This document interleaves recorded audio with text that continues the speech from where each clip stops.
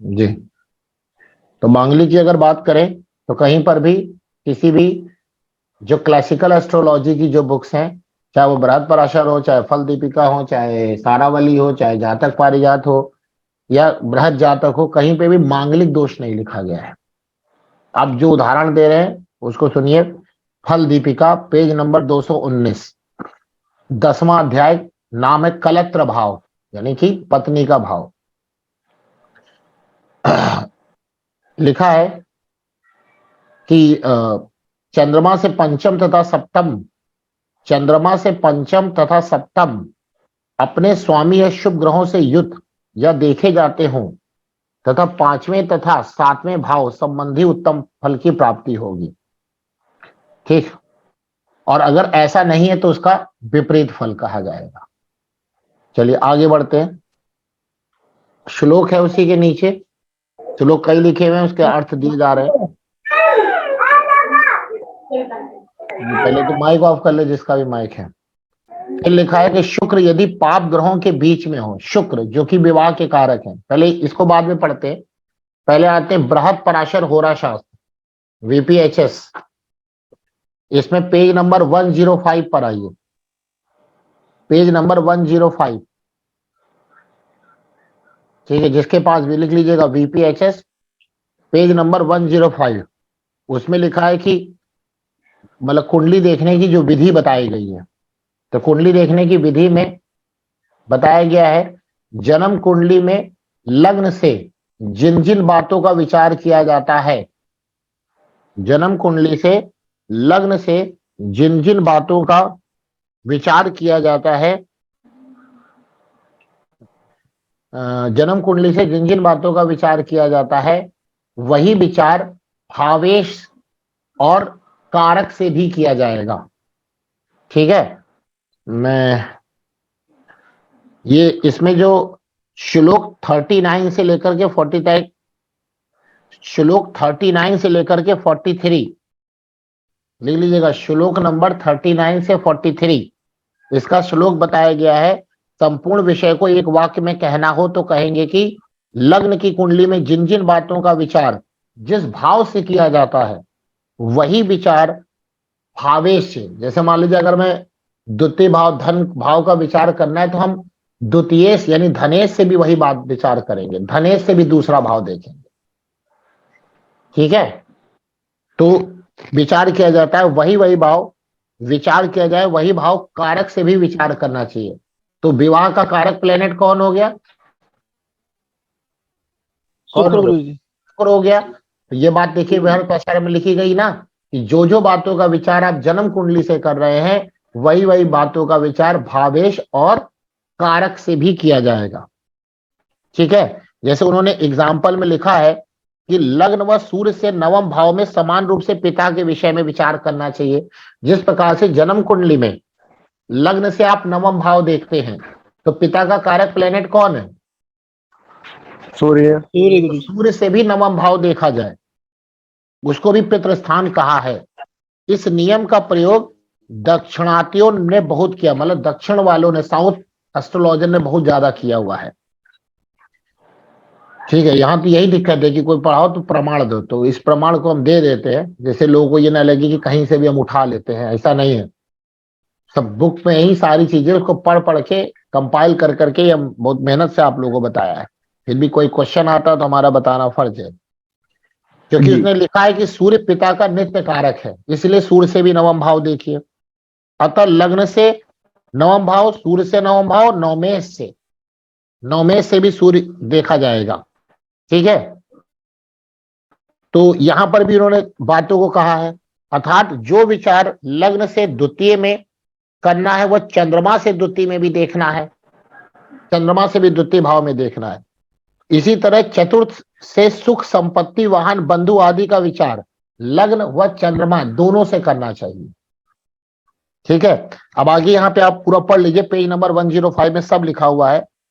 आगे बोलते हैं कि लग्न व चंद्र व सूर्य व इनके स्वामी के समान, लग्न चंद्र व सूर्य व इनके स्वामियों के समान महत्व देना चाहिए।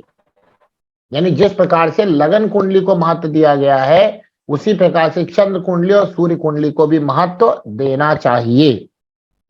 तो ये पहले मैं वो सिद्धांत बता रहा हूं जहां पे ये लिखा है कि चंद्र से क्यों देखें और शुक्र से। अब बृहत पराशर होरा शास्त्र से बड़ा तो कोई नहीं है अगर आप वैदिक ज्योतिष को फॉलो करते हैं तो। ठीक है, यस। आगे लग्न, चंद्र व सूर्य ये तीनों ही लग्नवत है। अगला तीसरा रूल नंबर लिखा है, लग्न, चंद्र व सूर्य ये तीनों ही लग्नवत हैं, लग्न के समान हैं। अतः सामान्यता सभी भाव फलों का विचार इन तीनों लग्नों से करना उचित है। ठीक है, चंद्रमा जिस प्रकार, अब फिर माता के लिए बताया इन्होंने कि जैसे जन्म कुंडली में आप चतुर्थ भाव से माता देखते हैं तो चंद्र कुंडली से भी माता देखिए, क्योंकि चंद्र से माता कौन हो गई, माता हो गई, माता कारक हो गया चंद्रमा, और चंद्र कुंडली तो आपको देखना ही देखना है। ये आगे लिखा। फिर मंगल भाई का कारक, मंगल से तृतीय भाव भी देखिए, क्योंकि भाई आप लगन कुंडली से तीसरा भाव देखते हैं तो भाई का कारक कौन है, मंगल, तो वहां से भी तृतीय देखिए। इस प्रकार से लिखा इन्होंने। लगन से छठे भाव, बुध से छठे भाव तथा षष्ठेश के छठे भाव मामा, शत्रु और अग्न को देखिए। आगे इन्होंने लिखा है, देखिए 8वें नंबर पॉइंट पर, सप्तम भाव सप्तमेश से सप्तम व शुक्र से सप्तम में पत्नी आदि का समान विचार किया जाएगा। मिलेगा सूत्र। यानी जो बातें हमें लग्न से देखनी है वही हमें शुक्र से भी देखनी है, क्योंकि कारक बृहत पराशर होरा शास्त्र में लिखा हुआ है। आगे और नीचे पढ़ते हैं। इन्होंने लिखा है कि हमारे विचार, जो ऊपर बात लिखी गई थी, ऊपर जो बात लिखी गई थी कि लगन, चंद्रमा और सूर्य से सभी बातों का विचार करना चाहिए और तीनों को लग्नवत ही मानना चाहिए। तो जिस प्रकार से अगर हम जन्म कुंडली से मांगलिक देखते हैं तो हमें चंद्र कुंडली से मांगलिक, और विवाह का कारक प्लेनेट कौन है, शुक्र, तो शुक्र से भी मांगलिक देखना चाहिए। मिल गया पेज नंबर, अब ये 106 पर ये लिखा है पेज नंबर, बृहत पराशर होरा शास्त्र। फिर इन्होंने लिखा है, हमारे विचार से लग्न को 50% महत्व दे करके चंद्र व सूर्य को 25% महत्व दीजिए। यानी लग्न की विशेष महत्ता बताई गई है और चंद्रमा और सूर्य की 25% बताइए। इनके अपने विचार है, विचार लिखे इन्होंने, लेकिन विचार का मतलब नियम क्या है, नियम बृहत पराशर होरा शास्त्र में लिख दिया गया। ठीक है, ये बात समझ में आ गई। गुरुजी बृहत पराशर होरा शास्त्र में हमारे पास तो 105 नंबर पृष्ठ पे कुछ और लिखा है अलग। आप ऐसा करिए, पृष्ठ बदल जाएंगे, एडिशन, क्योंकि अलग अलग। आप एक काम करिए, चैप्टर पर आ जाइए, चैप्टर पर, चैप्टर वही रहेंगे ना, चैप्टर तो वही रहेगा क्योंकि हम चैप्टर आपको दिखाते हैं। चैप्टर नंबर 8 आइए, अथ वर्ग विवेचनाध्याय। देखिए आपके पेज कौन सा पेज है, चैप्टर 8। 16 अध्याय, 16 नहीं, 8वां अध्याय आइए। हाँ, तो 8 वर्ग मिला आपको। आपकी आवाज बहुत कट रही है भाई, बहुत ज्यादा कट रही है, बहुत। हाँ, जो ये श्लोक पढ़े तो वही श्लोक है। अथ षोडश वर्गेषु विवेकम च वदाम्यहम लग्ने देहस्य विज्ञानम होरायाम संपादिकम देशकाणे भ्रातृजम सौख्यम तुर्याशम भाग्य चिंतनम पुत्र पौत्राधिकरम वैचिंततम सप्तमांश के नवमांशे कलत्राणाम दशमांश महात्फलम द्वादशांशे तथा पित्रोश्चिंतम षोडशांश के। यही बोल रहे हैं ना आप?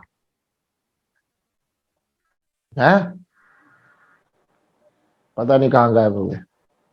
तो आप गुरुदेव पेज नंबर क्या है गुरुदेव, पेज नंबर? पेज नंबर 105, 106, 105 पे देखिए पहले। 105 3 4 5 105 में देखिए दूसरे पैराग्राफ में लिखा है श्लोक 39 से 43।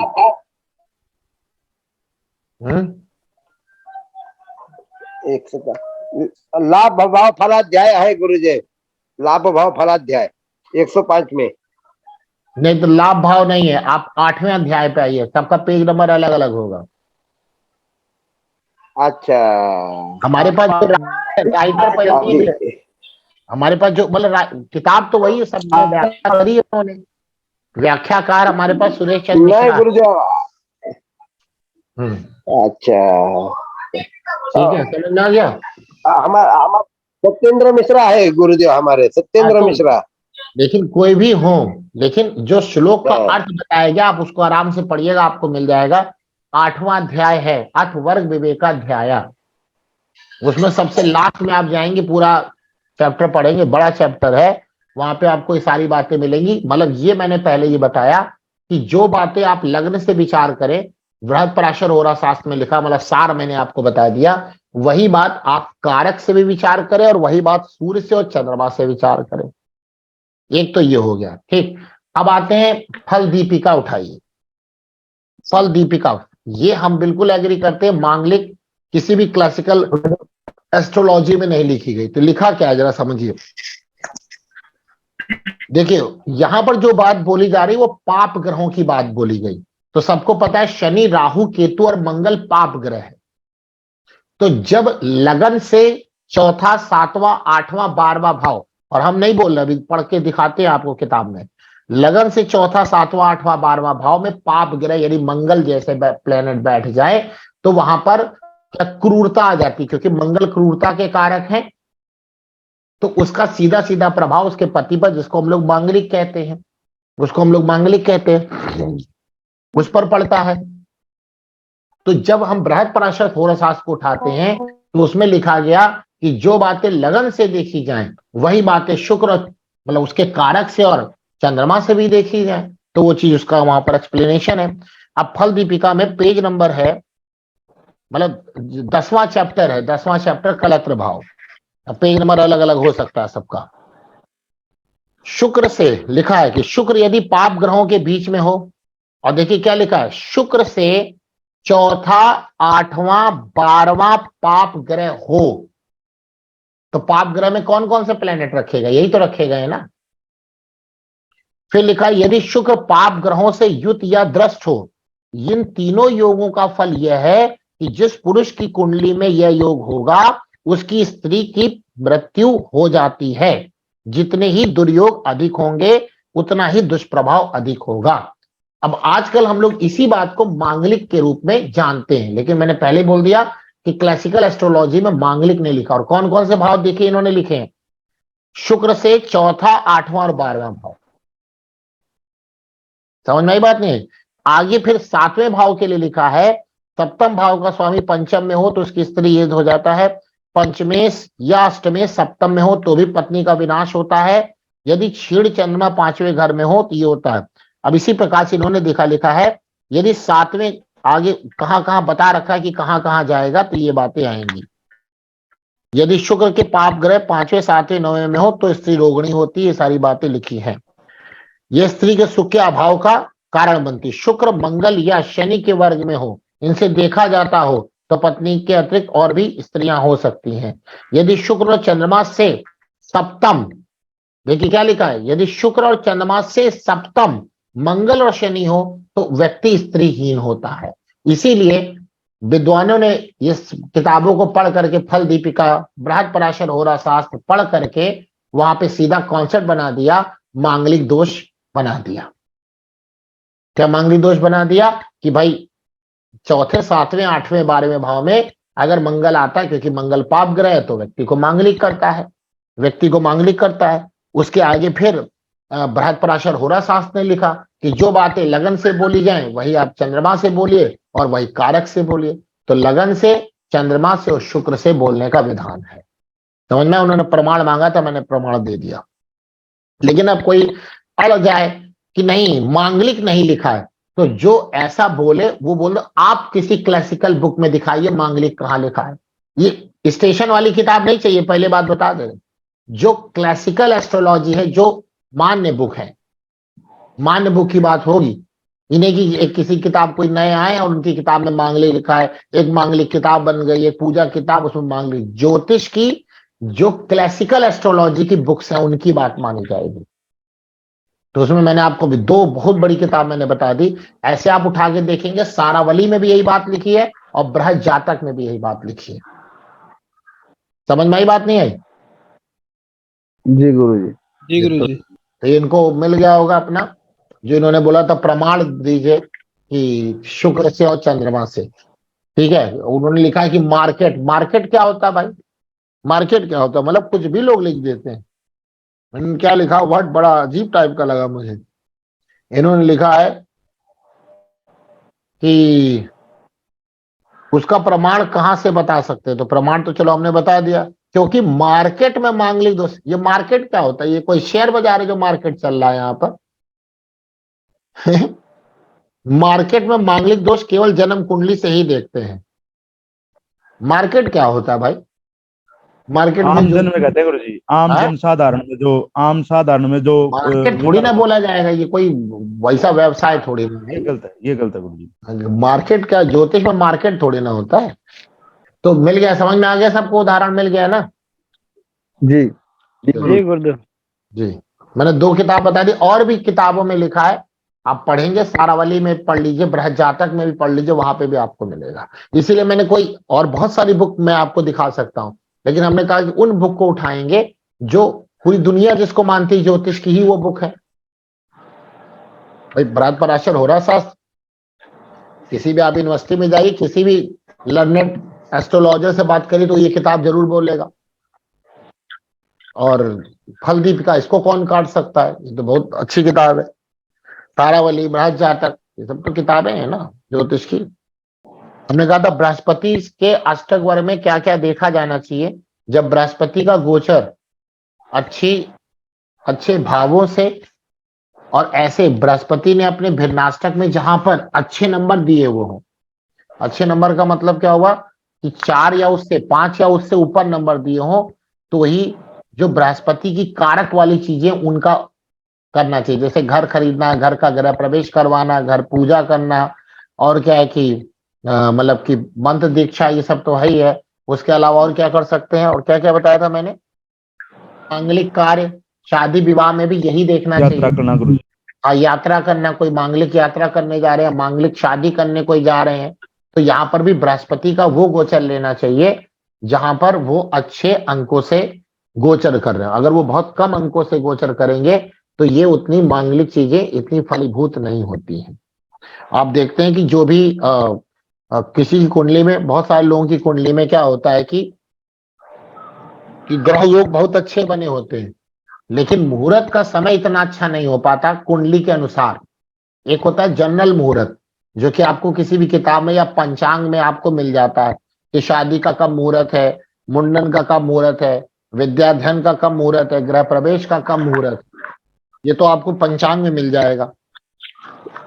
लेकिन इसमें क्या, इसमें आपको ये भी देखना चाहिए कि कुंडली के अंदर बृहस्पति की स्थिति गोचर में कैसे भावों में, और साथ में क्या कितने नंबर से चल रही है, इन सब का भी विचार करके अगर करेंगे तो उसमें अगर चीजें खराब है तो बहुत खराब नहीं होंगी, और अगर चीजें अच्छी हैं तो बहुत अच्छी हो जाएंगी। ठीक है, समझ में आई बात? नहीं, बाकी व्यक्ति का मन है, जैसा भी वो करना चाहे वो उसकी मर्जी है, लेकिन ज्योतिषी सलाह यही है, ज्योतिषी सलाह यही रहेगी। ठीक, क्लियर हो गई बात?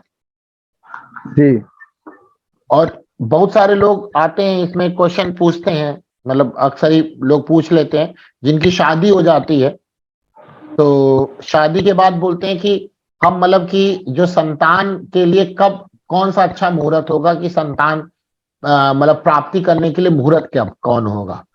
तो इसमें ये बताया गया है यहाँ पर कि जब बृहस्पति अपने भिन्नाष्टक में, बृहस्पति अपने भिन्नाष्टक में जिस वक्त सबसे अधिक बिंदु वाले से गोचर करे, क्या बोला हमने? बृहस्पति, अब बृहस्पति की आप देख लेंगे कि बृहस्पति का गोचर कहाँ चल रहा है। जैसा अभी मीन राशि में चल रहा है, तो मीन राशि में अब देखेंगे कि भाई उसकी कुंडली में, उस व्यक्ति की कुंडली में, कि जिस वक्त बृहस्पति का गोचर चल रहा है वो कितने नंबर को लिए हुए हैं, या आप ये देखेंगे कि पूरी कुंडली में सबसे ज्यादा अंक कहां प्राप्त हैं। और उसमें यही केवल नहीं देखना, साथ में ये भी देखना है कि जहां पर सबसे ज्यादा अंक प्राप्त हैं वहां पर बृहस्पति या तो स्वयं बैठे हो या उन भावों पर बृहस्पति की दृष्टि जा रही है। बात आपको समझ में आई कि नहीं आई? ये बात समझ में आई सबको? जी गुरु जी। जी। कि जैसे मान लीजिए बृहस्पति की भिन्नाष्टक में 10वें भाव में बहुत अच्छे नंबर मिले हैं,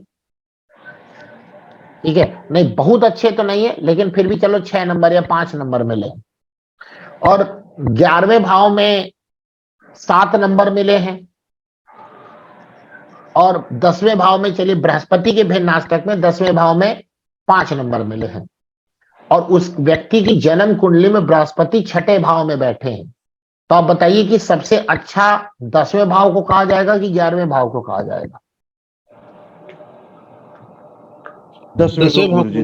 10वें भाव को कहा जाएगा, क्योंकि यहां पर यह सिद्धांत दिया गया है, सिद्धांत है, विचार नहीं है किसी के, ये सिद्धांत है कि जन्म कुंडली में बृहस्पति अपने भिन्नाष्टक में जहां पे उनको सबसे ज्यादा ना भी हो लेकिन फिर भी 4 से ऊपर हो, इंपॉर्टेंट क्या है कि बृहस्पति वहां पर जन्म कुंडली में बैठे हो और वहां पे उनकी दृष्टि हो,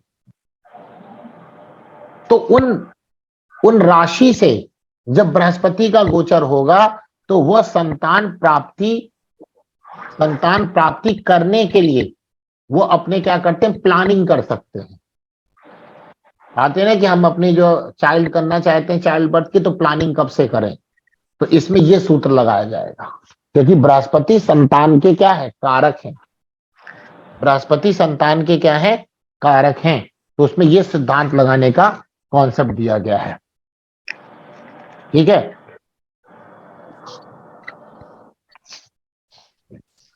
इसमें निषेकाध्याय में ये दिया गया है कि जो चंद्रमा और बृहस्पति अन्य शुभ ग्रहों से जो भी राशि दृष्ट हो, या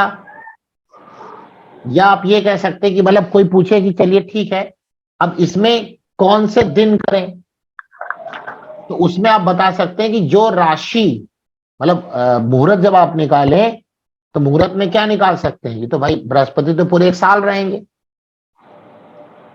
तो सूर्य और चंद्रमा जब अपने भिन्नाष्टक में, सूर्य और चंद्रमा जब अपने भिन्नाष्टक में अच्छे बिंदुओं से गोचर कर रहे हो और उसमें शुभ ग्रहों की दृष्टि हो, तो वो महीना लेंगे सूर्य का और दिन लेंगे चंद्रमा का, महीना लेंगे सूर्य का और दिन किसका लेंगे, चंद्रमा का।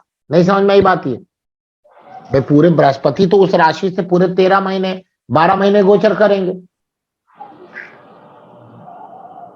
तो वो साल कौन सा हो, महीना कौन सा होगा, सूर्य के अनुसार देखा जाएगा, और दिन कौन सा होगा, चंद्रमा के अनुसार देखा जाएगा, और उसमें शुभ ग्रहों की दृष्टियां भी होनी चाहिए, और वो दिन वो कौन सा समय होगा, तो समय वो होगा जहां पर बृहस्पति जो बैठे हो, जहां पे सबसे अच्छे नंबर प्राप्त हो, वह राशि जिस समय उदित हो रही हो तब का वो समय होगा, ठीक है। ये बात सबको समझ में आ गई नहीं आ गई? जी गुरु जी। तो ये आप इस प्रकार से, आपसे अगर कोई क्वेश्चन पूछना है कि हम अपने बच्चे का मतलब बर्थ प्लानिंग कब से प्लान करें, चाइल्ड प्लानिंग करनी कब से करें, तो ये सूत्र वहां लगाया जाएगा। अच्छा गुरु जी, एक बात हम गुरु के अष्टक वर्ग से पढ़े हैं कि गुरु से 5वें भाव से ज्ञान, पुत्र, धर्म, धन आदि का विचार करना चाहिए। अभी तो मैंने ब्रह्माक्षर होरा शास्त्र में आपको पढ़ के सुनाया है ना। हाँ वही बता रहे हैं ना, उसमें नीचे लिखा है कि गुरु से 5वें भाव में जो फल रेखा है, यदि वह राशि गुरु के शत्रु का नीच की न हो तो उतनी ही संतान होगी, मतलब जितनी रेखाएं है उतनी संतान होगी, बिंदु मिली है। यहाँ पे क्या है कि जो संतान की बात है, बहुत सारी बुक में संतान का लिखा है, लेकिन ये बहुत सही फलादेश जाएगा नहीं, क्योंकि वो अब आजकल का तो 1 या 2 पुत्र ही लोग करते हैं या बच्चे करते हैं। मान लीजिए वहां पे आपका दिखा रहा है कि 4, 5, 6, इतना तो कोई नहीं करता ना। वही तो हम भी सोच रहे हैं। तो ये सब अब कॉन्सेप्ट नहीं लगते। देश काल पात्र की स्थिति बहुत जरूरी होती है। देश काल सारे नियम है, लेकिन इस नियम को हम लोग फॉलो नहीं करते। देश काल पात्र नियम बहुत जरूरी होता है। जो मेथड गुरुजी बुद्ध के लिए आपने बताया था कि भतीजे को कष्ट होगा, उसी मेथड के आधार पर बताया गया है कि पुत्र को भी होगा गुरु के भिन्नाष्टक में। हाँ एकदम सही है, वो तो हम भी बता देंगे। नौशनी से देखा जाए तो वो सही है, हाँ, लेकिन वो भी केवल इतने से नहीं, उसके बाद उस जिसका भी होगा तो उसकी दशा अंतरदशा क्या चल रही है। केवल गोचर तभी प्रभावी हो पाता है जब दशा अंतरदशा उसके लिए फेवरेबल हो या अनफेवरेबल हो। ठीक है, केवल गोचर पे तभी आप विश्वास करेंगे, वरना देखने का दूसरी विधि हो जाएगी। अब यहां पे देखिए, ये बोला जाता है जैसे बृहस्पति का जो गोचर है, बृहस्पति का जो गोचर, बृहस्पति का गोचर बोल रहे, सॉरी, बृहस्पति के भिन्नाष्टक में, बृहस्पति के भिन्नाष्टक में जहां पर सबसे कम बिंदु प्राप्त हैं, अगर जन्म कुंडली में सूर्य उसी राशि में बैठा हुआ है तो ऐसे व्यक्ति को किसी भी कार्य में सफलता प्राप्त नहीं होगी। क्लियर? बृहस्पति का जो भिन्नाष्टक है उसमें जहां पे सबसे कम बिंदु प्राप्त हैं, सबसे कम बिंदु प्राप्त हैं, अगर जन्म कुंडली में सूर्य वहां पर क्या हो, उस राशि में बैठे हो। ये सबको समझ में आई है कॉन्सेप्ट? नहीं समझ में आया? जी जी जी गुरुजी। अगर ऐसा है तो ऐसे व्यक्ति को किसी भी कार्य में सफलता प्राप्त नहीं होगी, और वो जी। कोई भी कार्य अगर करता भी है तो वो कार्य उसका नुकसान के साथ समाप्त हो जाएगा। इसलिए जी, ऐसे व्यक्ति को सलाह दी जाती है कि कभी भी अपना नौकरी कार्य करो। ना, क्योंकि अपने कार्य में नौकरी सबसे इंपॉर्टेंट बृहस्पति होते हैं। ये सब लोग अपनी कुंडली में इसको लगा के भी चेक भी कर लेंगे। बृहस्पति के भिन्नाष्टक में, बृहस्पति के भिन्नाष्टक में जहां पे सबसे कम नंबर प्राप्त हैं, वहां की बात हो रही है। अगर वहां आपके जन्म कुंडली में सूर्य होंगे तो वो बहुत अच्छा नहीं होगा, तो वो बहुत अच्छा नहीं होगा। क्लियर? बात समझ में आई नहीं आई? हाँ, लेकिन इसी का उल्टा कि जहां पे सबसे ज्यादा अंक प्राप्त है वहां पर सूर्य बैठे हो तो ऐसे व्यक्ति को सफलता प्राप्त होती है। अपना कार्य करे बुद्धि विवेक का प्रयोग करके तो उसको सफलता प्राप्त होगी, या ये कह सकते हैं कि नुकसान नहीं होगा ज्यादा। अब मान लीजिए बहुत ज्यादा वाले पे ना बैठो, मान लीजिए कि कुंडली में 8 नंबर प्राप्त हैं किसी राशि में, सूर्य वहां नहीं बैठे हुए हैं, लेकिन हम कह रहे 5 से ज्यादा वाले भी बैठे हुए हैं तो भी अच्छा है।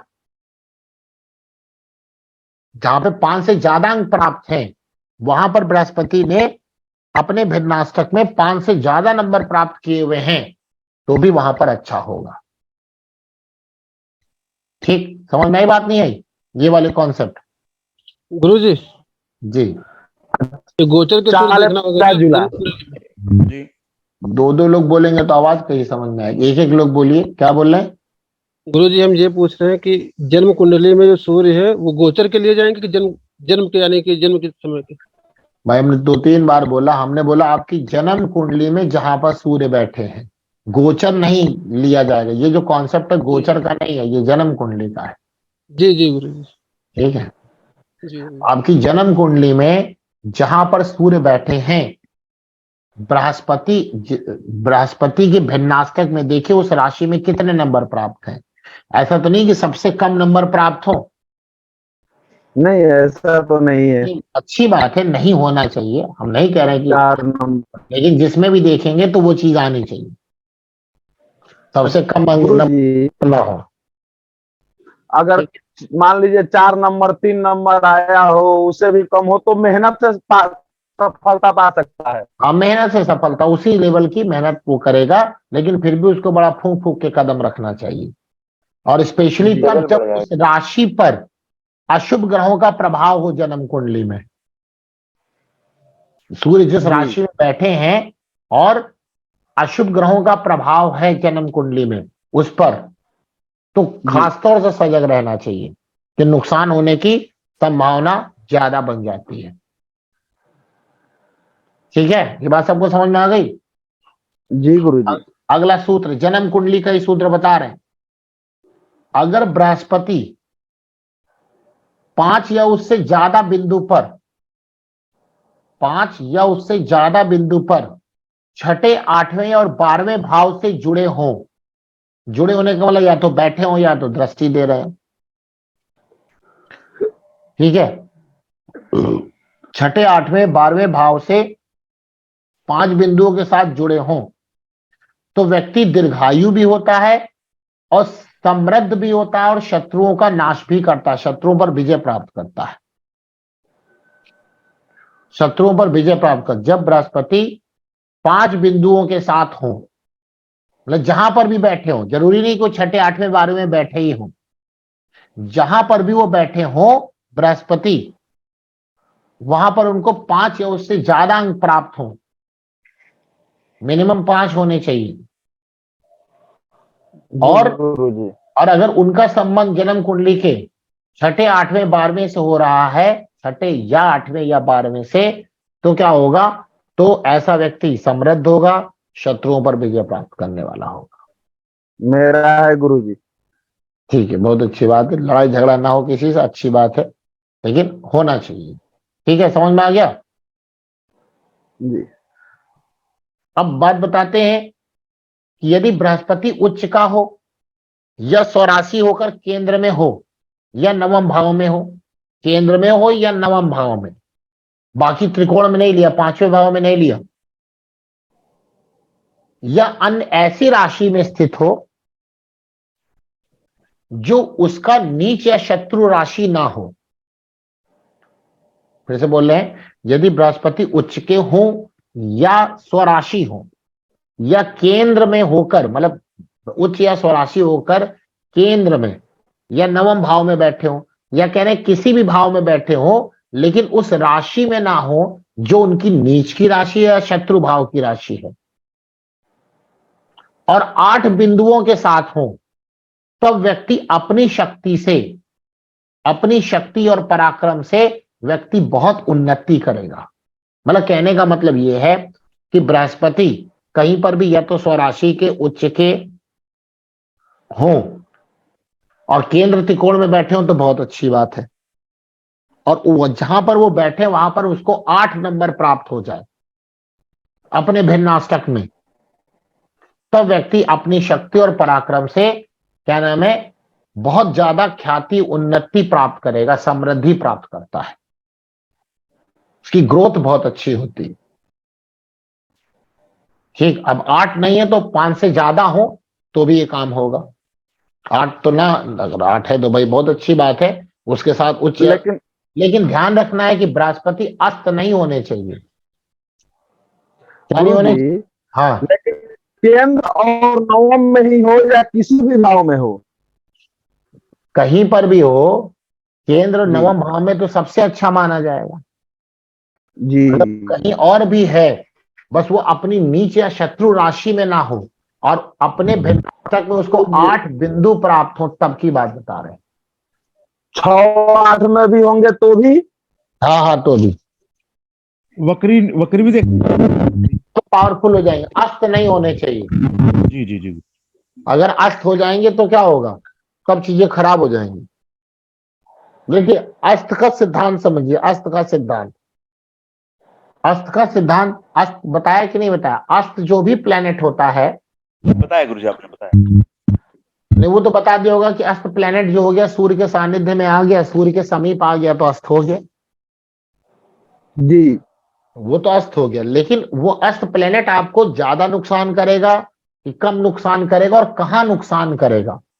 पहली बात तो कोई भी प्लेनेट अगर अस्त हो गया तो वो अपने जो भी उनके कारकत्व हैं, जिस चीज का भी वो कारक है, उसके फलों को वो रोक देगा, क्योंकि वो प्लेनेट जल चुका है। ठीक है, बात समझ में आई नहीं? अब यहां पे 3 बातों का आपको ध्यान देना है। क्या ध्यान देना? 3 बातों को। पहले बताइए, अस्तकर्ता कौन है? सूर्य। सूर्य। तो पहले आप देखेंगे कि सूर्य की जो राशि है सिंह, वो आपके जन्म कुंडली में किस भाव में पड़ी है। जिस भाव में भी पड़ी हो, छठे, 8वें, 12वें में ना हो, छठे, 8वें, 12वें में ना हो, एक चीज तो ये देखेंगे। दूसरा देखेंगे कि वो जो सूर्य हैं वह किन भावों के स्वामी को अस्त कर रहे हैं। और तीसरी बात देखेंगे कि किन भावों में अस्त कर रहे हैं, किन भावों में अस्त कर रहे हैं। बात समझ में आ गई नहीं आ गई? अब जैसे मान लिया एक कुंडली, अब बना लीजिए, कुंडली बना लीजिए जहां पे छठे भाव में क्या आ जाए, छठे भाव में सिंह राशि आ गया। तो छठे भाव में सिंह राशि मतलब कौन सी हो गई, लगन हो गई, कुंभ हो गई गुरुजी। कुंभ हो गई। हाँ, 11 12 1 2 3 4, मीन गुरुजी। कैसे कुंभ कैसे हो जाएगी भाई? 12 1 2 3 4 मीन लगन 5, हो गई। मीन लगन हो मीन जाएगी, गुरुजी। मीन लगन, मीन गुरुजी। मीन मीन मीन लगन होगी। तो मीन लगन कुंडली बना ली। जी गुरु। आप कुछ बोल रहे थे, हमारा कट गया था, नेटे कमजोर है थोड़ा। हम ये बोल रहे हैं कुंडली आप बनाने मीन में लगन की छठे भाव कुंडली में क्या बना हो रहा हो? लीजिए, मीन लगन की मीन कुंडली लगन, हाँ बना लिया सबने। जी जी गुरुदेव। जी अब बृहस्पति और सूर्य को 10वें भाव में कर दीजिए। जी हो गया। और यहां पे बृहस्पति अस्त हो गए। जी अब बताइए क्या फल होगा? तो देखिए समझिए, यहां पर सूर्य किस भाव के स्वामी है? छठे गुरु जी, छठे भाव छठे के भाव स्वामी, छठे भाव के स्वामी है। अब वो किसको अस्त कर रहे हैं? गुरु को जी, लग्नेश को, किसको कर रहे हैं, किसको कर रहे हैं कुंडली में? लग्नेश लग्नेश और दशमेश को, 10 में जी लग्नेश और दशमेश को अस्त कर रहे हैं वो।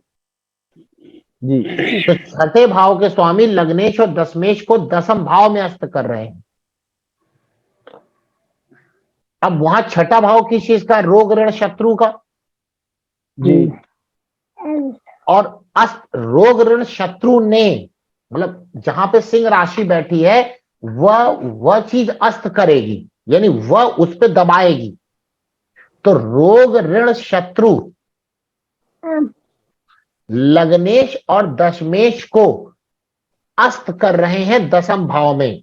तो फल ये होगा कि ऐसा व्यक्ति रोग ऋण और शत्रु के कारण अपने काम धंधे को नहीं कर पाएगा। जबकि कुंडली में सूर्य गुरु का योग है, लेकिन गुरु अस्त है, खत्म हो गई सारी कहानी।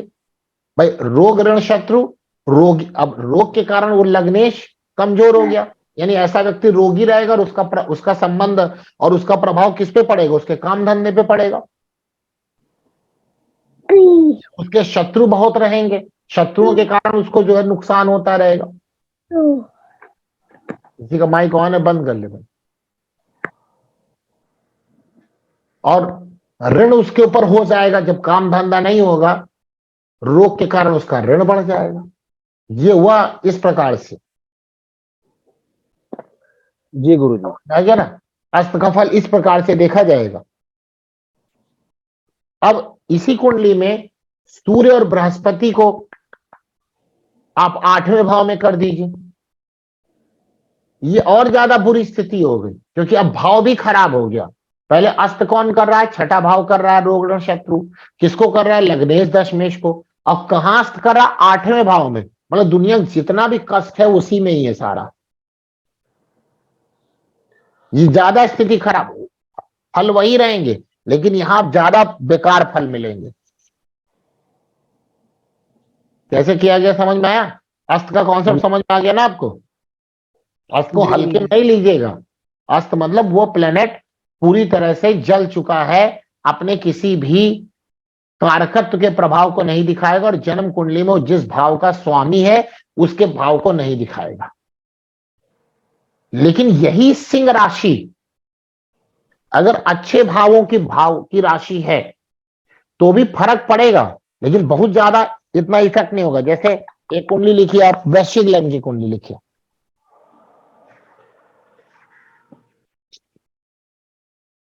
एक वृश्चिक लग्न की कुंडली बनाइए।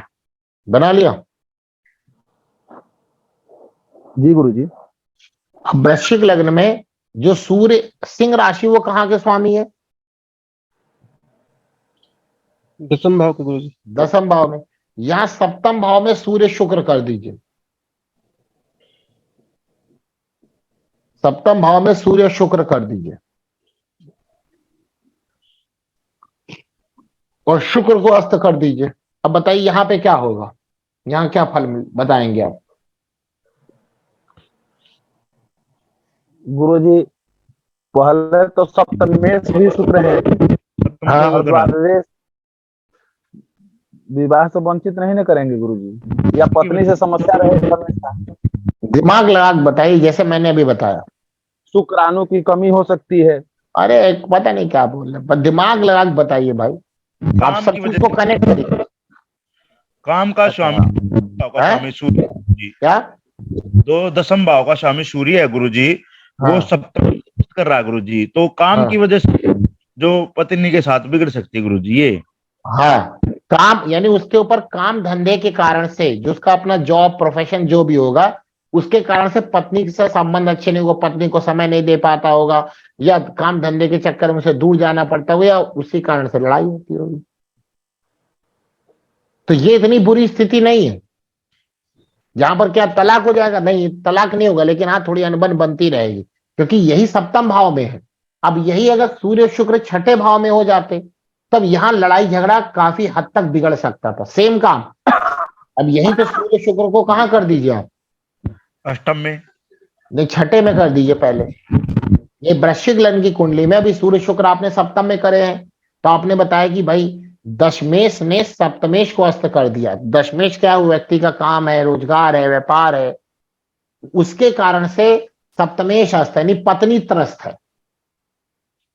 जो अस्त करेगा और जिसको अस्त करेगा वो त्रस्त रहेगा। अब देख लीजिए, जो अस्त कर रहा है वो खुद कितना मैलेफिक है। अगर वो बहुत ज्यादा मैलेफिक है तो फर्क ज्यादा नहीं पड़ेगा, और जिस भाव में अस्त कर रहा है वो भाव का भी रोल होगा। अब अगर यही सेम कुंडली अगर आप छठे में कर दें यहाँ पे सूर्य शुक्र, तो इनमें लड़ाइयां ज्यादा लेवल की होंगी, हो सकता है बात कोर्ट तक पहुंच जाए, हैवी लड़ाई झगड़े का क्योंकि छठा भाव लड़ाई झगड़े का है, कोर्ट का है। अब अगर यही आठवें में हो जाए तो मान के चलिए तलाक ही हो जाए, तो उसके अपने काम धंधे के कारण। पक्का हो जाएगा गुरुजी वो तो फिर। हाँ, नहीं 12वें में तो पक्का हो जाएगा। 12वां तो खुद ही है ना। 8वें में बहुत भयंकर कष्ट होगा, लेकिन वहां पर भी खींचातानी बहुत ज्यादा रहेगी 8वें में भी। ठीक है, इस प्रकार से अस्त के फल को आप करेंगे। यानी कि जब भी अस्त कोई भी प्लेनेट हो तो आप देखिए कि सिंह राशि कहां पर है, क्योंकि उसी का स्वामी तो अस्त कर रहा है ना।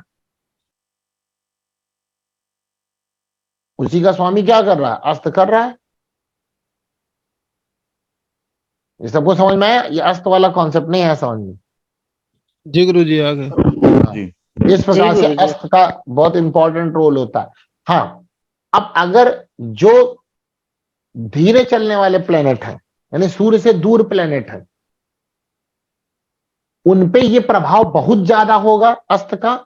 लेकिन शुक्र और बुध में देखिए, मैं असली बुक में लिखते हैं कि शुक्र बुध पे अस्त का कोई प्रभाव नहीं होता। नहीं, कोई प्रभाव, ये ज्यादा लिख दिया है, प्रभाव तो पड़ेगा लेकिन इतना नहीं पड़ेगा। जी जी जी बिल्कुल। ये तो कुछ ज्यादा लिख दिया कि कोई प्रभाव नहीं होता, ये अतिशोक्ति है। प्रभाव पड़ेगा, लेकिन वो ये लिखना चाहते हैं किताब में कि जितना अगर शनि, बृहस्पति, अगर ये अस्त हो रहे हैं, मंगल ये अस्त हो रहे हैं, तो जो ये विकराल प्रभाव देंगे, खराब प्रभाव देंगे, उतना विकराल या खराब प्रभाव शुक्र और बुध अस्त होने पर नहीं देंगे, लेकिन फिर भी उनका इफेक्ट पड़ेगा। जैसे पहले वाली कुंडली में जो मैंने आपको मीन लग्न की बनवाई, वहां बृहस्पति अस्त है, वहां बहुत ज्यादा समस्या होगी। दूसरी कुंडली में जो शुक्र वाला अस्त किया है, पत्नी समस्या ग्रस्त रहेगी, लेकिन सप्तम भाव में है तो चलो मैनेजेबल है। लेकिन वही छठे भाव में है तो तब भी दिक्कत रहेगी, कोर्ट तक बात हो सकता है पहुंचे, बहुत खराब दशाएं अंतर दशाएं चल रही हो, गोचर खराब चल रहा हो, तब पहुंचे, वरना इतनी जल्दी नहीं जाएगा। क्योंकि शुक्र और बुध पर अब ये यही किताब में क्या लिखते हैं लोग, क्या समझते हैं और क्या बताते हैं, क्या समझते हैं, यही सब गड़बड़ है ना। वहां पे लिखने का अब सीधा डायरेक्ट लिख दीजिए, शुक्र बुध पर कोई प्रभाव नहीं होता उसका, क्या मूर्खता, ऐसा थोड़ी ना है कि नहीं होता, होता है, लेकिन तुलनात्मक है। तुलनात्मक मतलब अगर ये देखा जाए कि बृहस्पति, मंगल, शनि अगर अस्त हो रहे हैं तो जो रिजल्ट है वो ज्यादा भयानक या भयावह हो। शुक्र बुध में इतने भयावह रिजल्ट नहीं होंगे। हाँ गुरुजी, सूर्य शनि करना है की गुरु। अस्त होता है तो पिता को भी प्रॉब्लम होता है ना?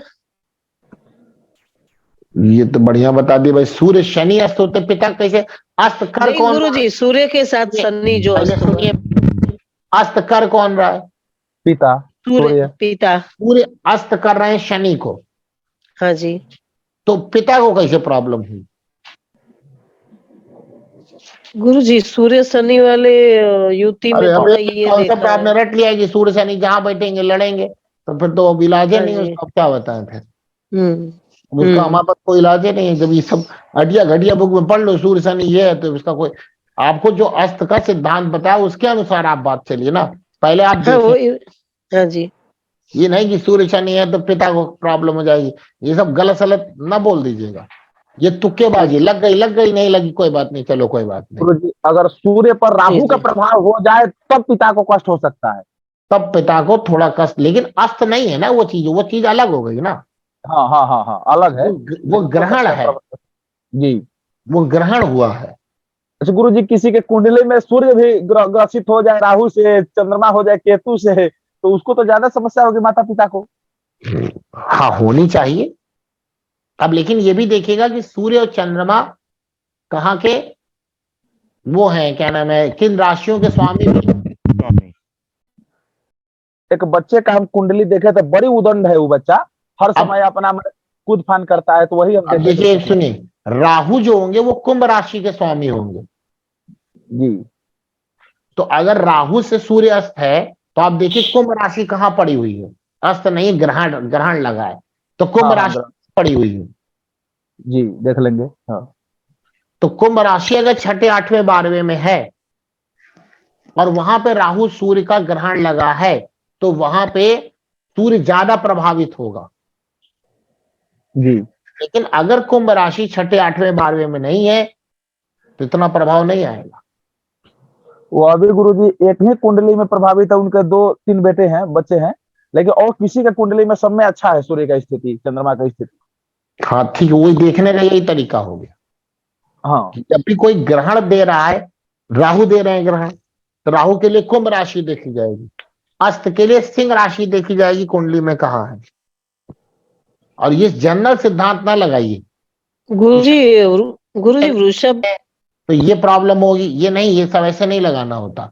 आप देखिए कुंडली में किस प्रकार के किनके स्वामी हैं, क्या है। हाँ, सूर्य शनि की आपस में शत्रुता है। अब जब शनि अस्त हो चुके हैं सूर्य के द्वारा, तो पिता को फिर इतना कष्ट नहीं होगा।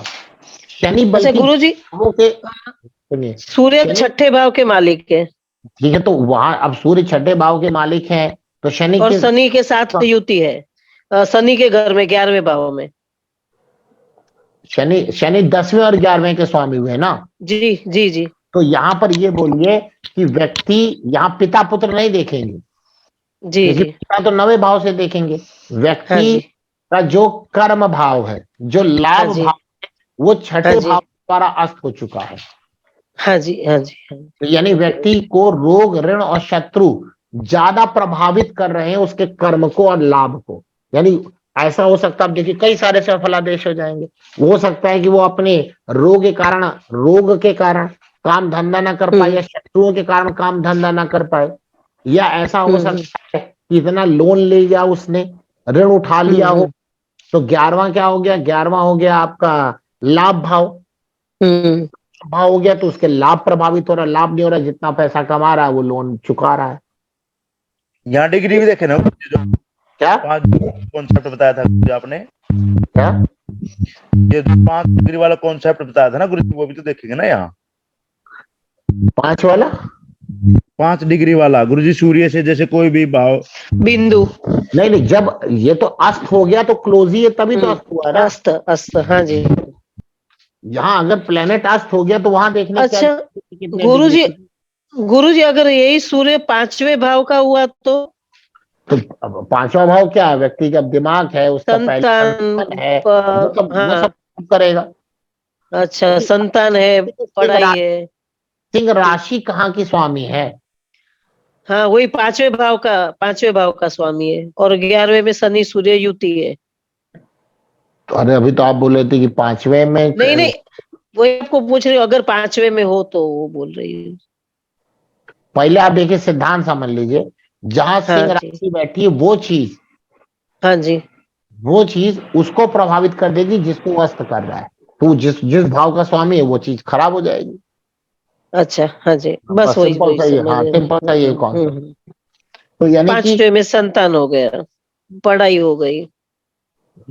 कौन अस्त, वो पांचवें भाव का स्वामी अस्त हो रहा है कि अस्त कर रहा है? अस्त कर रहा है सूर्य, अस्त कर रहा पांचवें है भाव। हाँ, 5 का स्वामी सूर्य शनि को अस्त कर रहा तो है। शनि कहाँ का लॉर्ड हुआ? 11वें का, और और 10वें 11वें का। तो यही तो पंचम यहाँ पे। अब रोग ऋण शत्रु के कारण नहीं, संतान के कारण वो चीजें प्रभावित होंगी, या उसकी जी एजुकेशन के कारण जो है, उसकी एजुकेशन इतने स्तर की नहीं हो पाई हो कि वो अपना काम धंधा अच्छा कर सके। गुरुजी, 100%, 100%। तो वो ये फुल, ऐसे ही अस्त को देखना है। हाँ, फुल एकदम बैठता है, 100%। तो ये पांचवा भाव हो गया एजुकेशन का, और 10वां 11वां हो गया उसके आय का और जॉब का। 11वां जॉब का, हाँ जी। तो उसकी एजुकेशन उस स्टैंडर्ड की नहीं है कि वो अपने जॉब को या क्या नाम है अपने लाभ को कर सके। लाभ को कर सके, एक तो ये बरोबर। तो ये फलादेश बनेगा। दूसरा ये भी फलादेश बनेगा कि हम्म पढ़ते समय उसके प्रेम संबंध के कारण से उसकी पढ़ाई डिस्टर्ब हुई होगी, और उसका प्रभाव उसके 10वें और 11वें भाव पे पड़ रहा है, जॉब और लाभ के भाव। इस प्रकार से वहां ये निकलते हैं, कॉन्सेप्ट निकलते हैं। जी जी जी, तो आप गुरुजी 100%। भी कोई चीज अस्त अस्त है तो अस्त में देखिए सिंह राशि कहां पर पड़ी है, हाँ और जी, हाँ जी, जो सूर्य है वो किस किस किस भाव का मालिक आ है? रहा है, नहीं किस प्लेनेट को अस्त कर रहा है, वो प्लेनेट किस भाव का स्वामी है। फिर उनमें संबंध निकाल करके बताइए किसके कारण ठीक, ये होगा। ठीक है, तो ऐसे आप उसका फलादेश कर सकते हैं।